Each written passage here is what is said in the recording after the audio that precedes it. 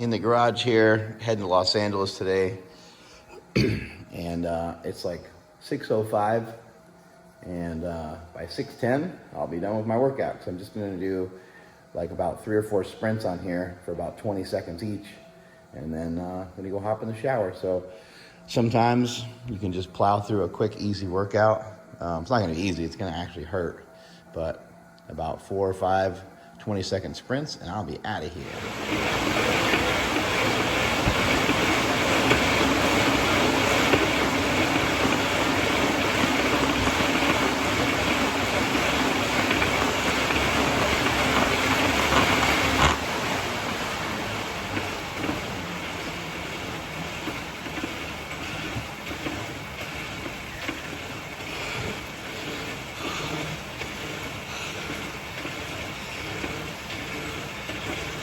One more lap.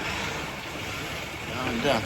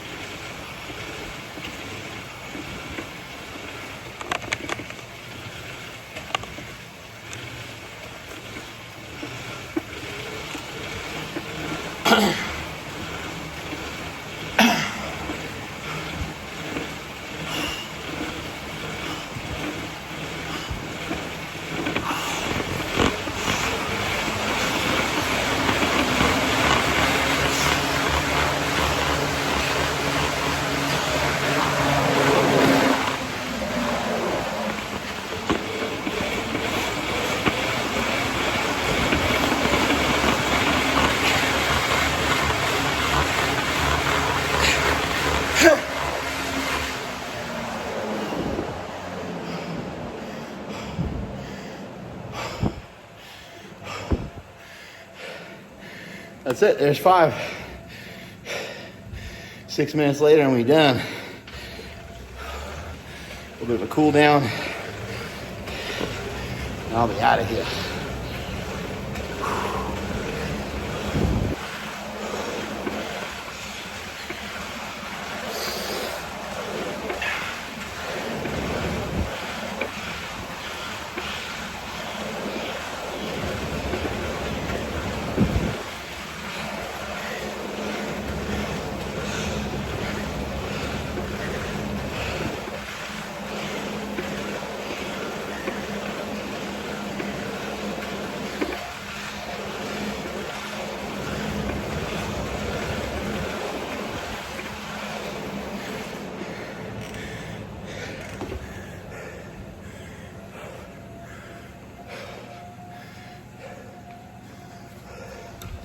Oops.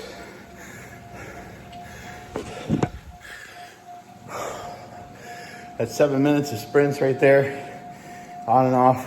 I did 5 sprints at whatever way I could handle, keep going on. I couldn't go totally 100% because the phone was gonna fall, but it felt good. Still felt like a really good workout. Probably scale of 1 to 10, I was probably going about 8 on the sprints, but then it turned into 10 anyway because it got to be so damn difficult.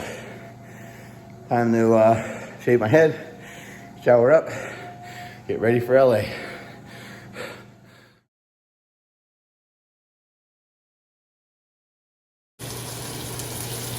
I decided I should cook up before I go, so I'm not gonna fast.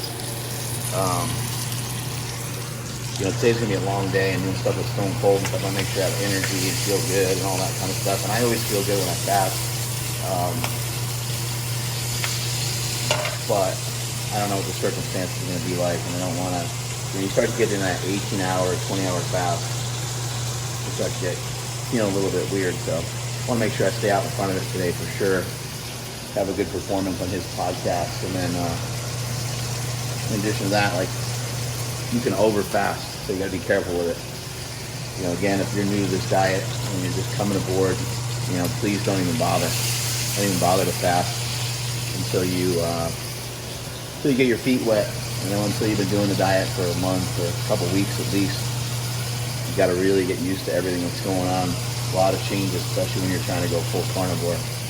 Take your time with it, peeps. Steak and eggs, looking yummy. Time to shut off this little grill. let it just sit there. You can see it's still pretty moist in there. That's the way I like it. Steak and eggs. I'm not sure why, but I always eat this way. I eat with a spoon, and I always eat with a bowl. Not always, but like even this is like steak and eggs. I chop it up with scissors real good, and then I eat with a spoon. This is a weird cork, Mark Smelly Bell. Rolling on through the Sacramento airport with my boy Nsima and Andrew. Both of those guys decided to fast today, and I had my steak and eggs that you saw, and I'm gonna ask them a little bit later today to kind of rate their hunger versus mine, just as a little test, give you guys a little feedback on what the difference is between, you know, having food in the morning and fasting. But I'm gonna imagine that I'm gonna be as hungry or more hungry than them, even though I ate. So it's a good lesson to learn that once you start to eat, it starts to really induce hunger and cause you to be hungrier. So putting off food and having a short eating window is a really effective strategy for weight loss. Anyway, I'll check in with them in a little bit, see how they're doing. I'm on my 10-minute walk in the airport. This is what I do anytime I travel. Try to get that walk in. Usually when you land, you got to walk about 10 minutes anyway. So kind of get a built-in 10-minute walk when you land. But when you arrive at the airport and you're leaving, sneak in a 10-minute walk where you can on that too.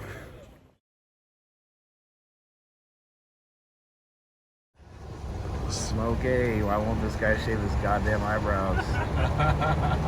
What the fuck is that look? I'll end up with 0. But anytime you try to do anything, I can do just about anything cold turkey, but that will interrupt my sleep. So, and within the next 5 to 7 days, it will be nothing.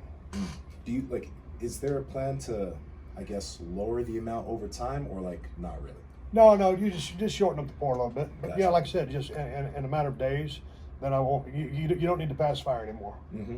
But yeah, if you just come off of like what I've described, yeah. And don't get me wrong, I'm not just killing fits. I'm just saying, when you go from a pretty good match.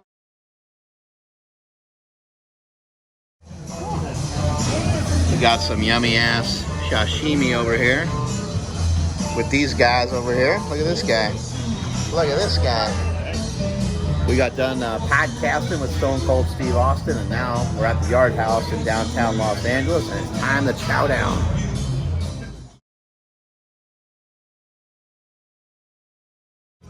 Just want to point something out to you guys. This like sauce and stuff like that, like I don't sweat that stuff, especially because it's only when I go out. It's very rare, and like I have like wasabi on here.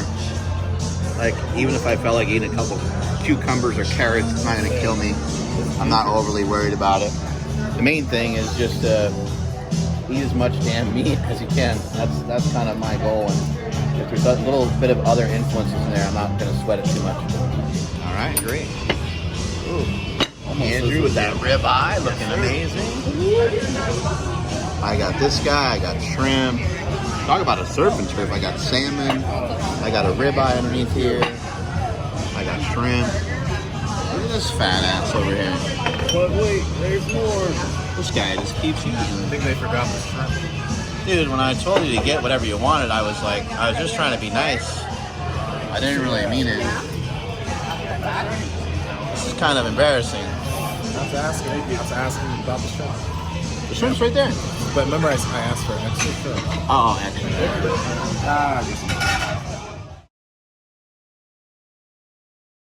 Got it. Joel Green said to hit up some sprints, and so for some reason, Nsima's been randomly sprinting down the street. Well, here we go for 20 seconds to see what I can get. Let's go. Let's go. My turn.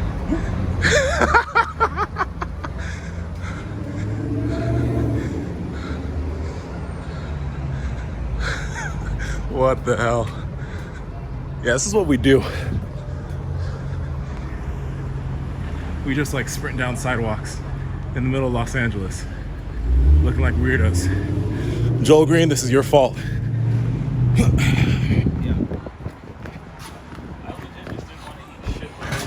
Felt good. Felt good. Yeah, felt really good. Yeah. Yeah, not bad. Told you. Yeah, not bad. It's pretty I nice. felt like I was gonna fall the whole time. I'm like filming and my shoes are gonna fall I out. was still worried. I didn't lace them up quite enough. I need to stride it out a little bit more. Yeah. The hips a little bit more. But it felt Yeah. good. Got me some chicken and some steak, shredded chicken. I ended up getting Felipe's number, or whatever the guy's Pepe. Pepe. I got Yeah. Pepe's number. I got some digits, yo. This is gonna be awesome. We're fat, and we also ordered Five Guys, so. This guy's really the fattest. I can't wait. How is this working out? Like, so if you eat super fast and you eat a ton of food, Yeah. then you just get super jacked. The calories vaporize. So because you eat it so quickly, your metabolism speeds up to burn the calories faster. And since you burn the calories faster, you burn more fat in the long run because of a process called fatogenesis. So that's pretty much how it works. Yeah. Do you think that has something to do with like all the weird goat food that you ate as a Nigerian baby? I ate a lot of goat meat. I drank some goat milk. You should eat, if you eat goat meat, actually, it's double the protein, but half the fat, and 3 times the tenderness. They could just change your genes forever, and now you're just always going to be jacked and tan. Pure science right there. Damn, Pure look science. at this guy's puffing out of his jacket. Those biceps. I feel like there should be more food. Whoa. Whoa. I believe that one's for you, sir. Oh, hey. Yeah, they got a plate there. It's just going to be a ball of.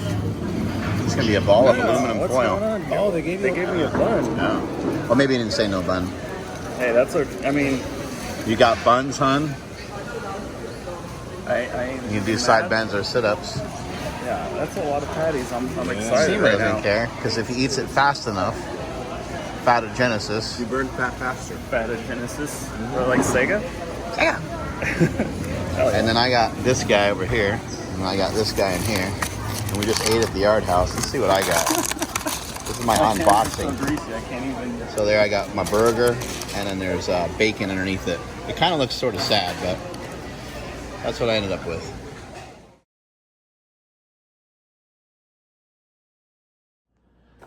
Day number 24 of World Carnivore Month is done. I am done. Now I have to go edit for you motherfuckers. So that's what I'm gonna be doing until I go to bed, and until I gotta wake my ass up to go train with Michael Tren tomorrow for a leg workout. Yeah, I don't know.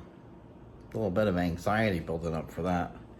Actually, I'm really excited. I'm excited to see Mike, and excited to push my mind, body, and spirit to places I forgot to keep pushing it to. So he always tends to remind me, gets me back on track, smacks me upside the head, a good old-fashioned bitch slap. Really looking forward to it. It's just so much fun to have a friend like that. And then sometimes you just have to remember who you're working out with.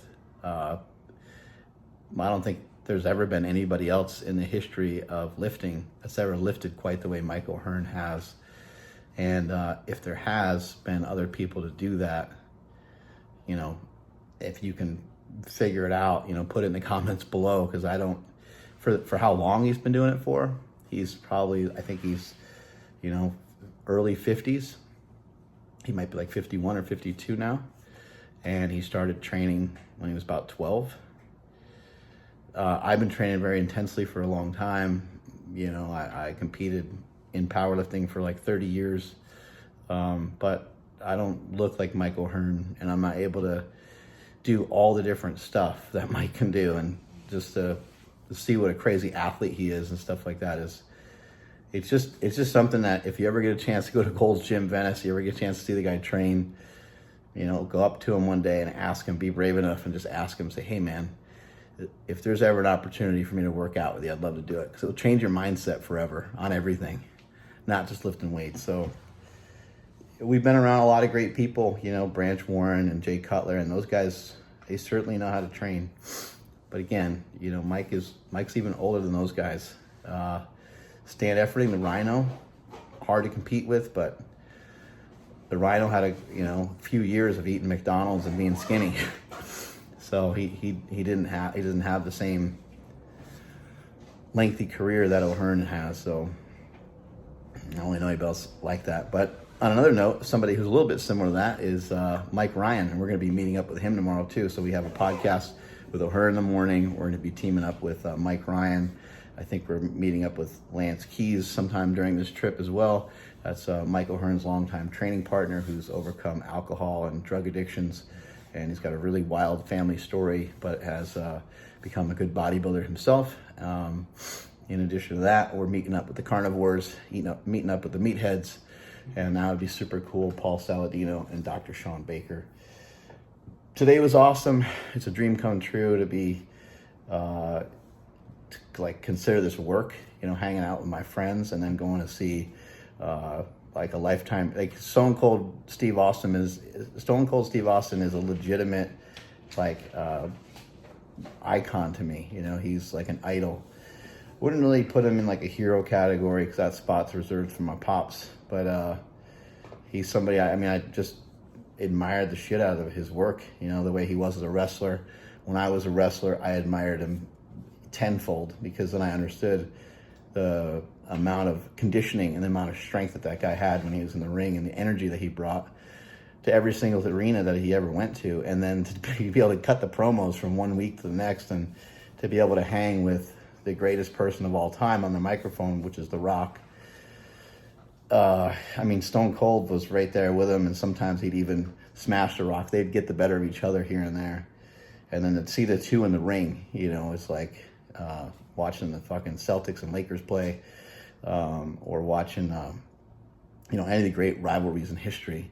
That one rivals it right up there with the best of them. So anyway, fired up, excited for tomorrow. I got to get to editing because I got to get my ass to sleep because we've got to be up around 3:30, 4 o'clock to go train with O'Hearn because he's a fucking asshole. Strength is never weakness. Weakness is never strength. Catch you all later.